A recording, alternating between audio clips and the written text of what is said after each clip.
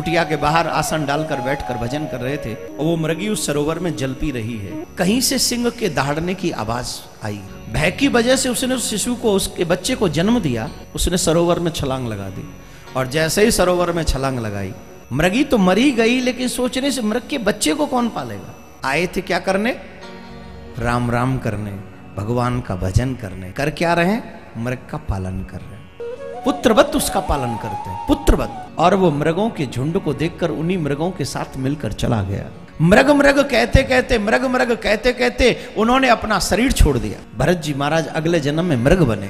इस संसार में जिनको ज्ञान नहीं है वो भी ज्ञानी बनने की कोशिश करते हैं। एक दिन की बात, कुटिया में बैठकर, कुटिया के बाहर आसन डालकर बैठकर भजन कर रहे थे। उन्होंने एक दृश्य देखा। एक मृगी आई है जो कि गर्भ से है और वो मृगी उस सरोवर में जल पी रही है। उस जल पीती हुई मृगी को जब भरत जी महाराज ने देखा तो भगवान की प्रकृति को नमन किया। उसी समय कहीं से सिंह के दहाड़ने की आवाज आई और सिंह की दहाड़ना सुनकर, गर्जना सुनकर उस मृगी को भय लगा। भय की वजह से उसने उस शिशु को, उसके बच्चे को जन्म दिया और उस बच्चे का जन्म हो गया। पर भय तो समाप्त नहीं हुआ। भय तो अभी भी बना, उस शेर आएगा मुझे खा जाएगा। उस डर की वजह से उसने सरोवर में छलांग लगा दी और जैसे ही सरोवर में छलांग लगाई, अभी अभी बच्चे को जन्म दिया है, अधिक देर तैर ना सकी, डूब के मर गई।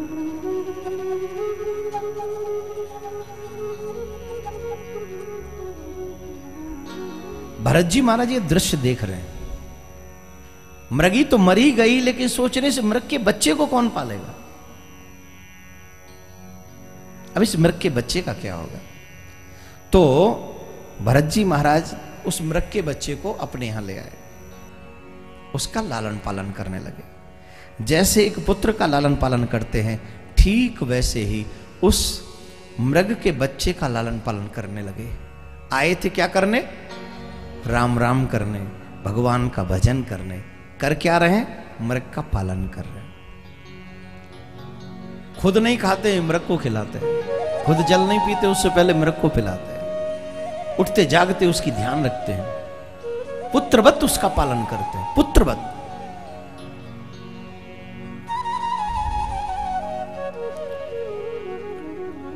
अब ये तो संसार है, जो मिला है वो खोता भी है। यही संसार का रूल भी है। एक दिन कुछ चीजें आपको मिलती हैं, दूसरे दिन आपसे छीन ली जाती हैं। वो मृग का बच्चा आया, रहा, पालन पोषण किया। एक दिन उसी सरोवर के तट पे एक मृगों का झुंड आया और जब मृगों का झुंड आया तो मृग के उस बच्चे ने देखा कि मेरे जैसे जाति के लोग तो ये हैं। इसका मतलब है मैं किसी अन्य जाति के व्यक्ति के साथ रहता हूं। और वो मृगों के झुंड को देखकर उन्हीं मृगों के साथ मिलकर चला गया, उन्हीं के साथ मिलकर चला गया। उस मृग के बच्चे के चले जाने के बाद भरत जी महाराज को मृग मोह हुआ। मृग मृग कहते कहते, मृग मृग कहते कहते उन्होंने अपना शरीर छोड़ दिया। उनका शरीर छूट गया। अंतमति सुगति, जैसी मति होगी वैसी गति होगी। भरत जी महाराज अगले जन्म में मृग बने, उनको मृग बनना पड़ा। यही होता है ना, हम लोग जीवन भर अपने बच्चों को लालन पालन करते रहते हैं। जब बच्चे बड़े हो जाते हैं तो कोई नौकरी करने अमेरिका चला जाता है हमें अकेला छोड़कर, कोई इंग्लैंड चला जाता है, कोई कनाडा चला जाता है, कोई अपनी पत्नी को लेकर दूसरे शहर में चला जाता है। और माँ बाप जो ये उम्मीद रखते हैं कि मेरा बेटा बड़ा होकर मैं जब बूढ़ा हो जाऊंगा तो मेरी सेवा करेगा, उस माँ बाप को अकेला इस कानपुर में रहना पड़ता है और बहू बेटा दोनों अपने अलग एक नई दुनिया बना लेते हैं। यही वो मृग मरीचे है। पूरा जीवन लगा देते हैं, ये मेरा बेटा ये करेगा, मेरी बेटी ये करेगी, लेकिन जैसे ही बच्चे बड़े होते छोड़ के आपको अकेला चले जाते हैं और आप वहीं रह जाते हैं। उनका लालन पालन गलत नहीं है, उनका दृष्टिकोण गलत नहीं है, उनकी भी मजबूरी है, नौकरी करना, काम करना, जाना ही पड़ेगा। लेकिन याद रखिए मेरे भाई बहन, सच्चा रिश्ता सिर्फ गोविंद से है। वो आपको कभी अकेला छोड़ने वाला नहीं। उससे अपना एक रिश्ता बना लो जो तुम्हें कभी अकेला नहीं छोड़ने वाला है, कभी नहीं। संसार के रिश्ते जो भी हैं वो शरीर से निभाइए, कोई प्रॉब्लम नहीं है। अमृत की योनि में भरत जी महाराज को ये याद था कि मैंने क्या मिस्टेक की है पीछे। भगवान से प्रार्थना कर रहे थे, महाराज अब की बार क्षमा कर दो, अगली बार से ऐसा नहीं होगा, बिल्कुल भी नहीं होगा। फिर उनको मानव योनि में फिर से जन्म मिला, ये तीसरा जन्म है, और ये जन्म है ब्राह्मण के घर में।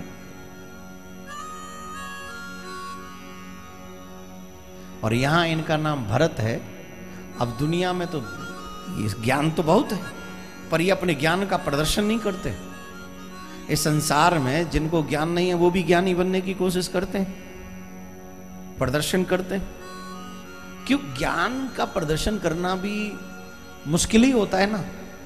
अधिक प्रचार हो जाए तो आपके पास अधिक लोग आने लग जाते हैं, अधिक लोग आने लग जाते तो आपके पूजा पाठ में विघ्न पड़ता है। और अब तो कलयुग के लोग हैं, कलयुग के लोग ऐसे हैं, जब आए तभी मिलो, तुम क्या कर रहे हो इससे उन्हें कोई मतलब नहीं। कई बार जब आश्रम में मिलते लोग आते हैं, शाम को बैठते हैं, सबसे मिलते हैं, तो कई बार जैसे आप अंदर कुछ कर रहे हो तो सीधे बाहर से आता है, हमारी गाड़ी बाहर खड़ी है, हमको अभी जल्दी जाना है, महाराज से कहो थोड़ा जल्दी आ जाए, अभी मिल सके तो ठीक है, नहीं तो हम जा रहे हैं। लगता है कि महाराज तुम्हें जरूरत है उनसे मिलने की, उनको तुमसे मिलने की जरूरत नहीं है, मिलना है तो जल्दी मिलो। भगवान का मंदिर बंद हो गया क्या? अरे भाई दोपहर के 2:30 बजे आए हो तो मंदिर बंद हो गई। अच्छा अब कब खुलेगा? भाई शाम को 4:30 बजे खुलेगा।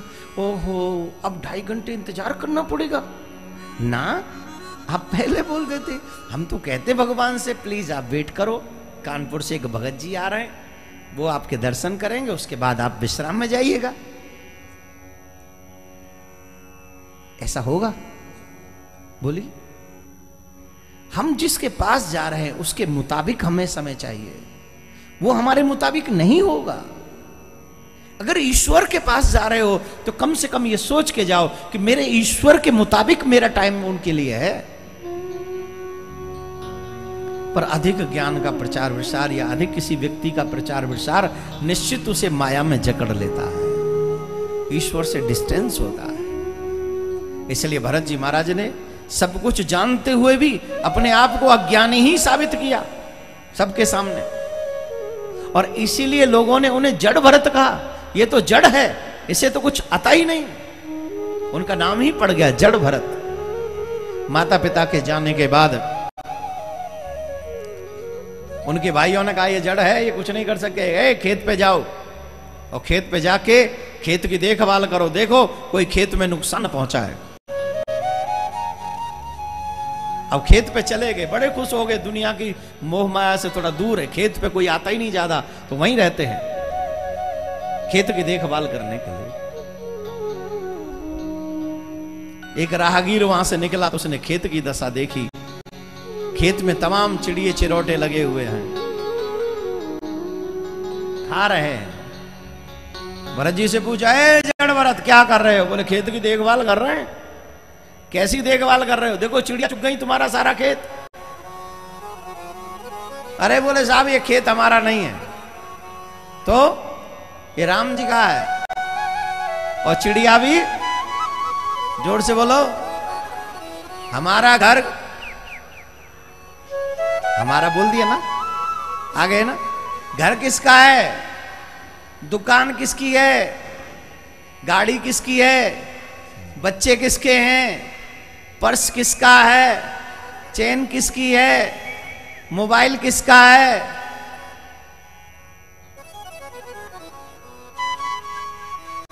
मेरा मेरा कह के यूं ही अभिमान करते हैं, सब राम जी का।